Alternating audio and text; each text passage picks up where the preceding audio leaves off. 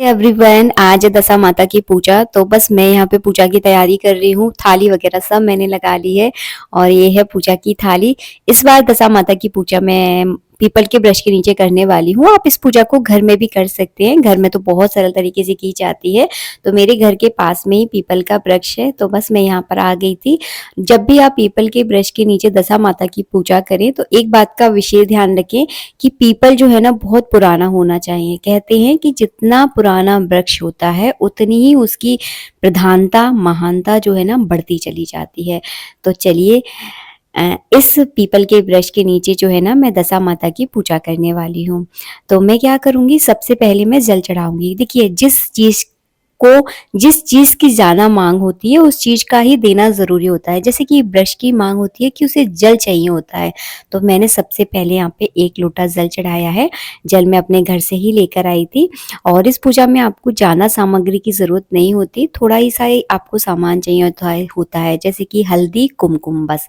तो यहाँ पर जो है ना मैं पीपल के वृक्ष की जो जड़ होती है ना उस पर जो है ना मैं हल्दी से यहाँ पर स्वास्तिक बनाऊंगी और इसी स्वास्तिक के ऊपर मैं गणेश जी का पूजन करूंगी। जब आप घर में पूजा करते हैं तो आराम से विधि विधान से आप पूजा कर सकते हैं, लेकिन जब आप अपने घर से बाहर किसी ऐसे स्थान पर पूजा करते हैं जहाँ पर और लोग भी पूजा करने वाले हों, तो इतना विधि विधान आप नहीं कर सकते। एकदम सरल तरीका और बहुत जल्दी होने वाली पूजा को जो है ना किया जाता है। यहाँ पर जो है ना मैंने घी का दीपक जला लिया है। हवा बहुत तेज चल रही है, अगर बीच में बुझ जाए तो मुझे क्षमा कर दीजिएगा, वैसे नहीं बुझेगा।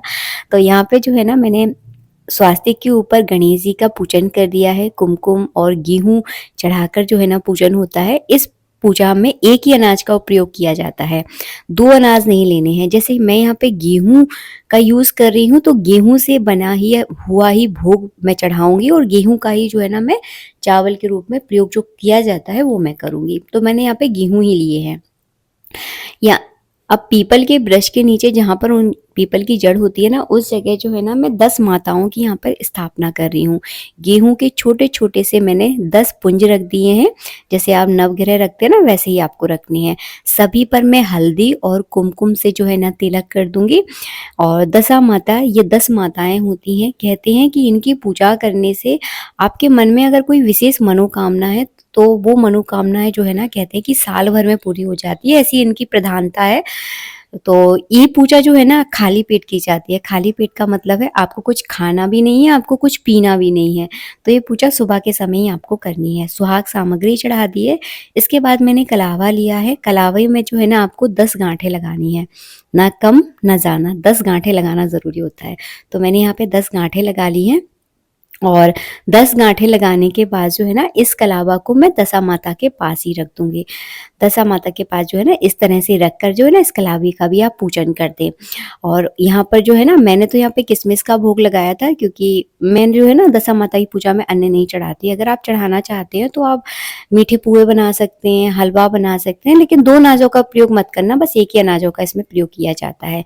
इसके बाद मैं कलावा से जो है ना यहाँ पर पूरा एक चक्कर लगाकर जो है ना कलावा लपेटूंगी पीपल की वृक्ष के ऊपर। तो ये बहुत बड़ा वृक्ष है, मतलब बहुत सालों पुराना है। मुझे भी नहीं पता, मेरा जन्म हुआ है उससे पहले का है, ये बहुत पुराना है। आप देखकर समझ ही गए होंगे, बहुत ज़्यादा पुराना है।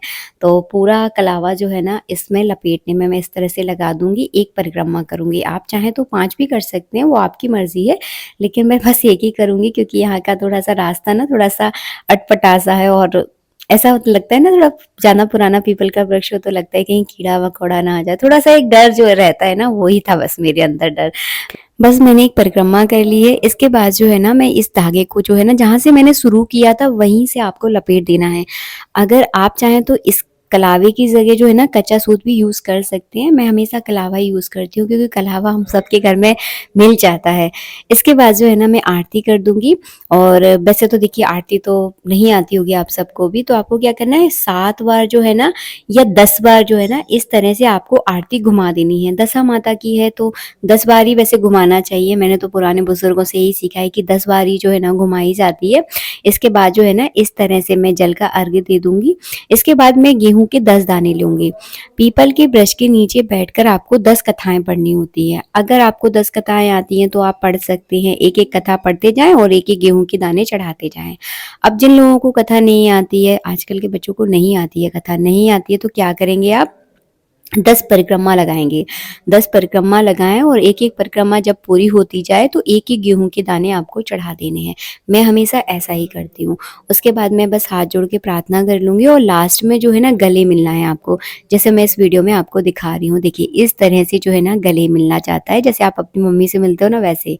इसके बाद एक उपाय और बताऊँगी, अगर आपकी कोई विशेष मनोकामनाएँ आप चाहते हो, वो मनोकामना आपकी पूरी हो जाए तो आपको क्या करना है, जो आपने 10 ढेरियाँ गेहूँ की रखी थी ना, उसमें से एक ढेरी उठा लीजिएगा, उसको लाल कपड़े में बाँधकर अपने साथ आपको लेकर जाना है और जब दशा माता की कृपा से वो मनोकामना पूरी हो जाए ना, तो 10 सुहागनों को आपको मीठा भोजन कराना होता है, नमक वाला नहीं कराया जाता, मीठा भोजन जो है ना कराया जाता है और इस पूजा में बीच में बोलना निषेध होता है, बोला बिल्कुल नहीं जाता है, आपको चुपचाप बैठकर पूजा करनी होती है। घर आकर अपने दरवाजे के दोनों कॉर्नर पर स्वास्तिक ज़रूर बनाएँ, स्वास्तिक पहले से बना हो तो टीका ज़रूर लगा दें हल्दी का। मैं हर पूजा में ऐसा ही करती हूँ। जब भी आप अपने घर के बाहर जाकर पूजा करें तो घर के दरवाजे का पूजन ज़रूर करें, बहुत ज़्यादा अनिवार्य होता है। हमारा दरवाज़ा बहुत विशेष प्रधानता रखता है हमारे हर पूजा में। तो मैंने दरवाजे के दोनों कॉर्नर पे जो है ना स्वास्तिक बना दूँगी। बासोड़ा पर भी मैंने ऐसा ही किया था। घर में पूजते हैं तभी आपको दरवाजे का ध्यान ज़रूर रखना है। तो बस मैंने दोनों कॉर्नर पर जो है ना इस तरह से स्वास्तिक बना दिया है। इसके बाद जो है ना कभी भी जब आप मंदिर से लौट कर आओ तो खाली लोटा लेकर नहीं आना है। जिस लोटे से हम जल चढ़ाते हैं ना वो खाली लेकर नहीं आना है। भले ही इतना दूर मंदिर है तो आप भर के ना ला सको तो कम से कम इतना जल ज़रूर लेकर आओ कि उस जल से आप जब अंदर घुसो ना तो अंदर की ओर आपको जल सींचना होता है, इतना करना अनिवार्य होता है। तो बस इन छोटी-छोटी बातों का ज़रूर ध्यान रखिएगा। ये छोटी-छोटी बातें भी मैंने अपने बड़े बुज़ुर्गों से सीखी है, अपने बड़े बुज़ुर्गों ने मुझे सिखाई है, वो मैं आप लोगों के साथ शेयर करती हूँ। आशा करती हूँ वीडियो अच्छा लगा होगा।